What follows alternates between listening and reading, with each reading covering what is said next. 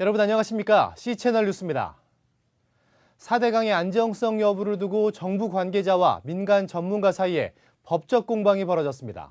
환경단체들은 어떠한 의견도 들으려 하지 않는 정부의 태도를 비판하면서 친수구역 지정도 철회하라고 주장했습니다. 서정민 기자의 보도입니다.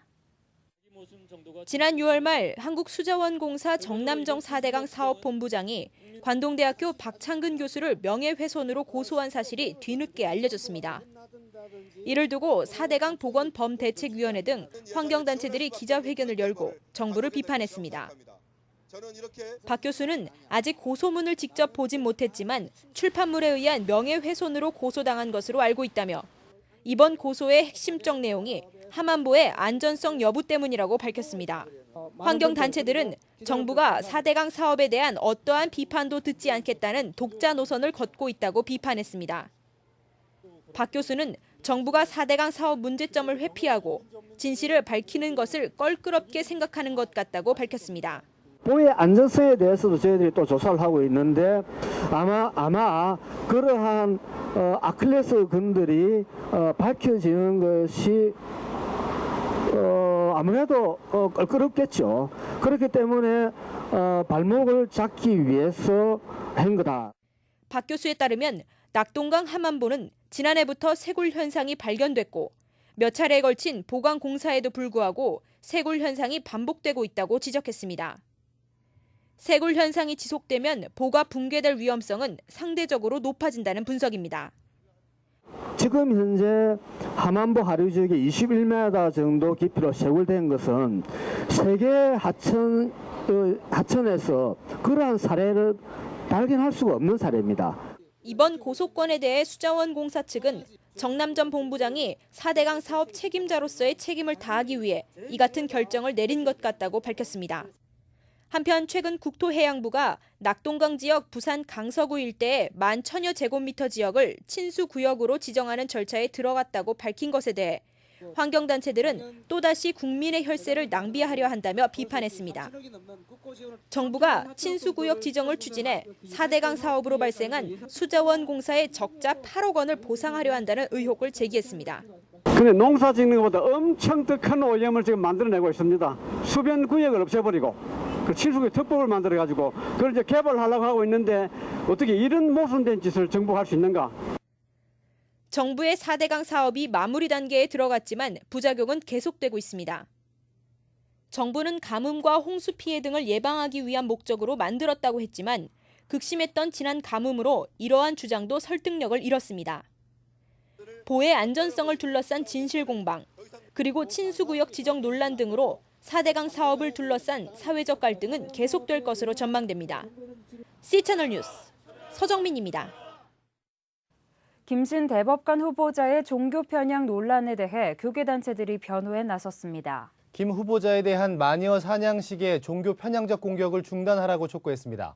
한국교회연합은 민주통합당과 불교계에서 종교 편향성 문제를 삼고 있는 것에 대해 유감을 표시하고 개인의 종교적 성향까지 문제 삼는 행위야말로 또 다른 종교 편향이라고 지적했습니다. 한 교회는 김신 후보자가 교회 분열과 관련된 민사 재판 과정에서 교인 간 분쟁을 해결하기 위한 방편으로 기도를 권유한 것은 특정 종교에 대한 편향성 논란의 대상이 될 수 없다며 오히려 특정 종교를 의식한 정치적 계산의 의심마저 들 수밖에 없다고 강조했습니다.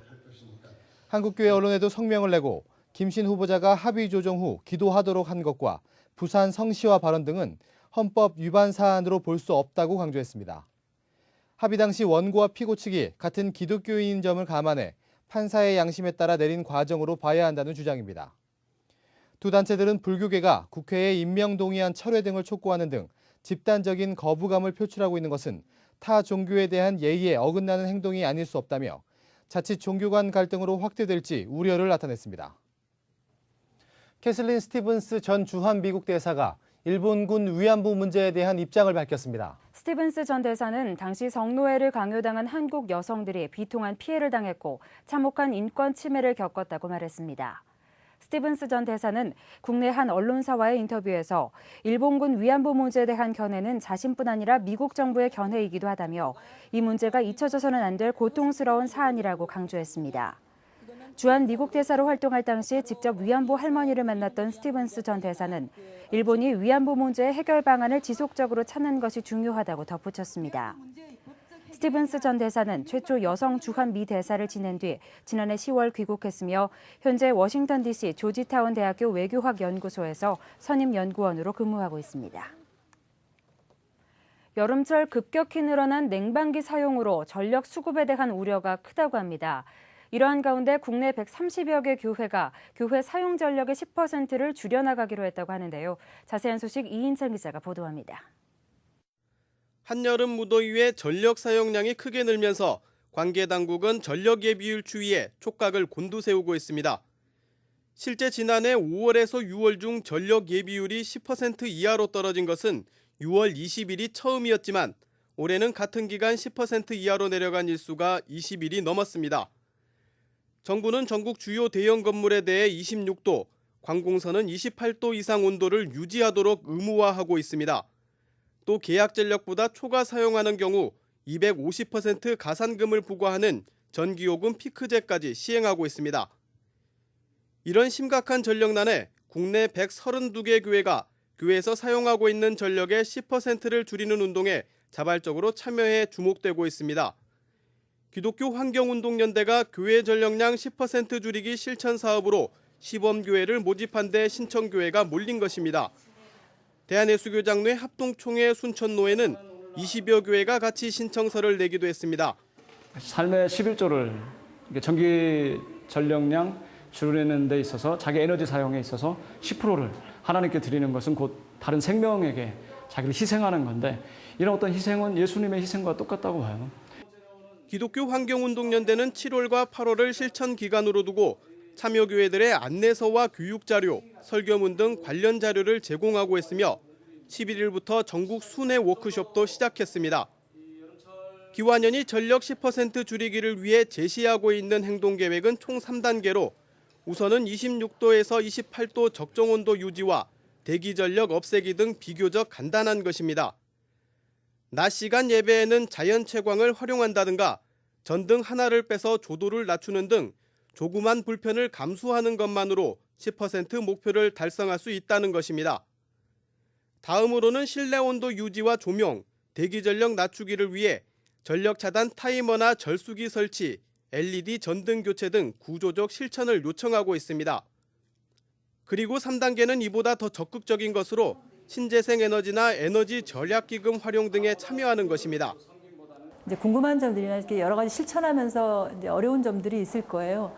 선착순으로 20여 교회가 신청을 해오면 직접 방문해서 에너지 사용에 관한 진단들을 좀 해드리고 또 실천 전략들을 세우는 일들을 진행할 것입니다.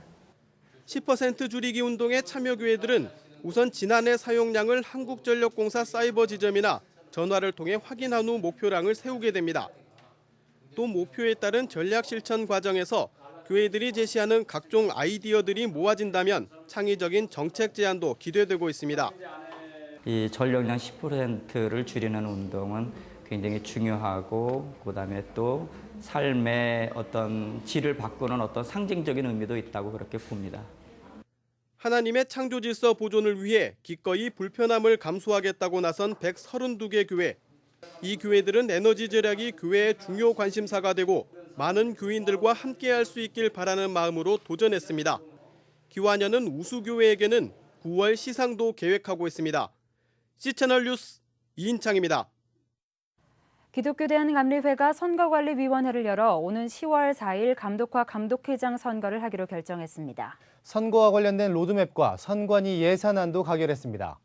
제29회 총회 감독 및 감독회장 선거관리위원회 전체 회의는 42명 선관위원 중 37명이 참석해 성수됐습니다. 선관위원들은 선거 로드맵 일정을 논의한 끝에 총회를 10월 말로, 감독과 감독회장 선거일을 10월 4일에 하기로 했습니다.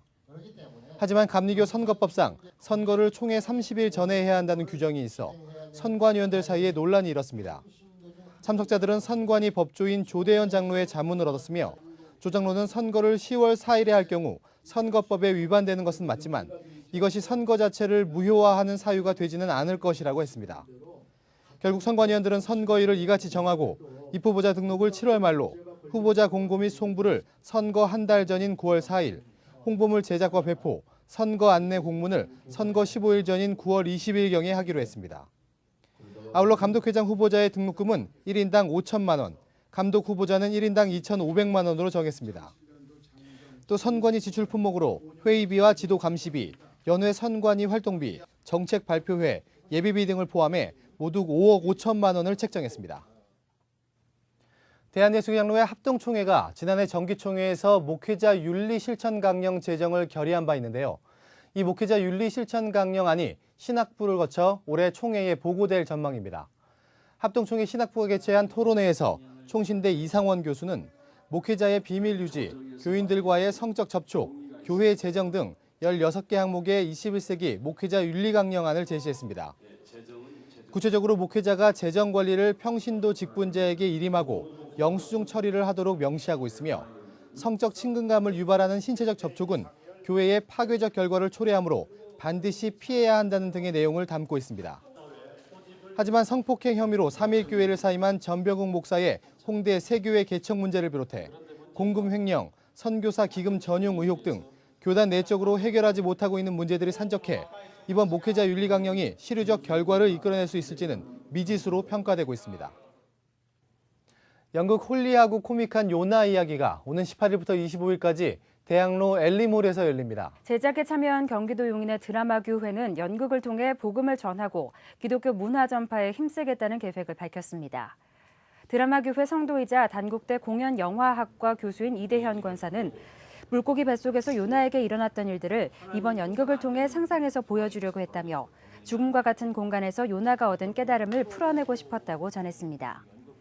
또 많은 대중들에게 감동과 재미를 전하기 위해 음악과 춤, 무대 효과 등에서 현대적인 공연 예술 기법들을 활용했다고 밝혔습니다.